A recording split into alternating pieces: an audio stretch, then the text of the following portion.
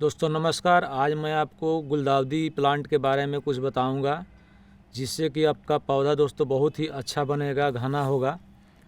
दोस्तों मार्केट या नर्सरी से हम लोग ख़रीद करके लाते हैं गुलदाउदी का प्लांट, तो वो लोग तो आपको मार्केट से रेडी करके वो लोग देते हैं। मान लीजिए ऐसा कली में रहेगा या उसमें फूल ऑलरेडी हो चुका होता है। दोस्तों हम लोग किंतु जब इस प्लांट को छोटा अवस्था से बनाते हैं तो उसको पिंचिंग किस तरह से करना चाहिए। यहाँ पर देखिए, आपका पौधा यदि मान लीजिए आप ख़रीद करके लाएँ लगभग अक्टूबर महीना में, तो आप इस तरह से उसको स्टार्टिंग में एक ब्रांच है तो पिंचिंग करेंगे वहाँ पर, तो दोस्तों यहाँ से 2 ब्रांच निकालेगा, और जैसे 2 ब्रांच होगा तो फिर 4 ब्रांच होगा। और जब जब आप पिंचिंग करेंगे दोस्तों, उसको कम से कम आपको उस पौधे को कुछ फर्टिलाइज़र देना है। जैसे आप पिंचिंग किए, उसके बाद आप उसमें कम से कम जो सरसों का खली होता है और डीएपी होता है और बोन मील, तो दोस्तों ये सब मिला करके थोड़ा सा इसको आप इसमें ड्राई फर्टिलाइज़र दीजिए।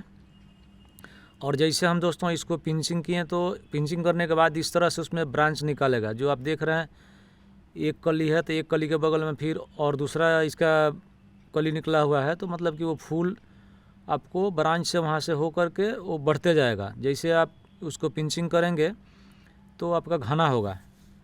दोस्तों यहाँ पर आपको गुलदाउदी का जो प्लांट है कोई ज़्यादा दिन का नहीं है, खूब लंबा समय के लिए यदि बनाया जाए गुलदाउदी प्लांट को तो बहुत ही घना होता है। आपको मतलब गमला नहीं नज़र आएगा, इतना घना होगा। और आप लोग मार्केट या नर्सरी में देखते भी होंगे, बहुत घना होता है। तो दोस्तों वो लोग कम से कम आपको लगभग मान के चलिए बारिश जैसे स्टार्ट होता है जुलाई महीना में, दोस्तों वो लोग उसको कटिंग करके वो लोग लगा लेते हैं। लगाने के बाद उसके बाद वो लोग इसी तरह से पिंचिंग करते रहेंगे और उसमें फर्टिलाइज़र समय समय पर देते रहते हैं। तो दोस्तों इसमें आपको समय काफ़ी लगता है, कम से कम 7 से 8 महीना का समय लगता है बहुत अच्छा बनाने के लिए इसको।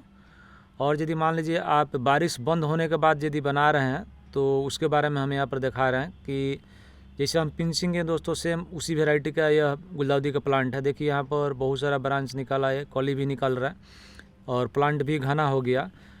तो इस तरह से आपका पौधा यदि आप जैसे मान लीजिए नेक्स्ट ईयर में आप सोच रहे हैं कि हम गुलदाउदी का प्लांट लगाएंगे, तो आपको लगभग दुर्गा पूजा जाने के बाद आपको ख़रीद लेना है गुलदाउदी के प्लांट को, 2 या 5 जितना आप चाहते हैं लगाने के लिए पौधा। और उसके बाद स्टार्टिंग से आप छोटा है तभी से उसको पिंचिंग करते चलिए। दोस्तों पिंचिंग करना है कब तक, जब देखेंगे इसमें कली आ गया, बड बन गया फूल आने के लिए, उसके बाद आप बंद कर दीजिए। तब तक आपका पौधा बहुत ही घना हो जाएगा। जब तक आप इसको पिंचिंग करते रहेंगे, इसमें कली बन जाएगा फूल वाला, तो उस समय दोस्तों उसको बंद कर देना है। और इसके अलावा दोस्तों यदि आप मिट्टी में लगा रहे हैं तो गमला के अलावा मिट्टी में भी हो जाता है।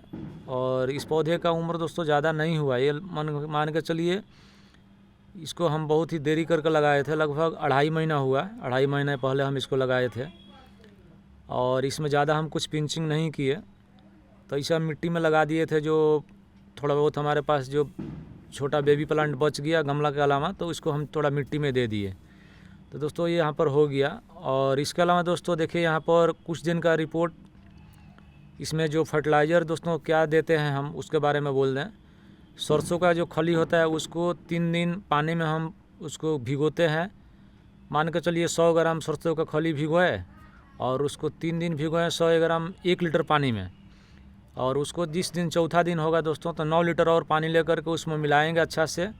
मिलाने के बाद 10 लीटर बनेगा। उसी को जितना भी पौधा है हमारा सीजन का, डालिया, गुलदाउदी, जो भी हो, गुलाब हो, तो उसमें हम मतलब कि पूरा लिक्विड को पतला करके देते हैं, जिससे कि ये आसानी से मिट्टी के अंदर चला जाए।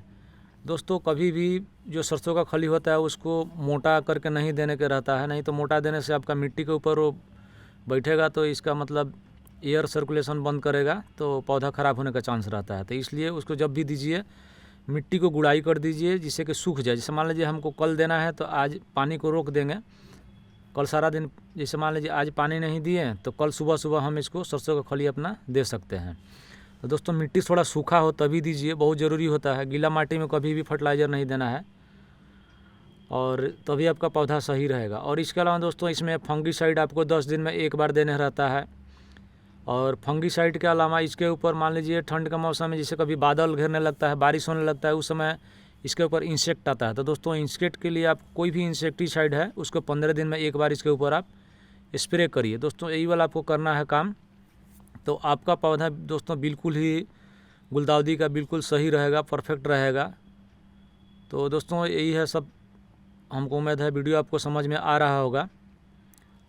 दोस्तों हम जो मान लीजिए बाहर से हम कुछ वीडियो नहीं करते हैं, अपना ही मान लीजिए कुछ पौधा जो बनता है वहाँ से आप लोगों को हम कुछ बताते हैं, तो जिससे कि आप लोग अभी कुछ मैंने मालूम हो पौधा के बारे में। दोस्तों लास्ट का जो हमारा रिज़ल्ट है ये वाला है।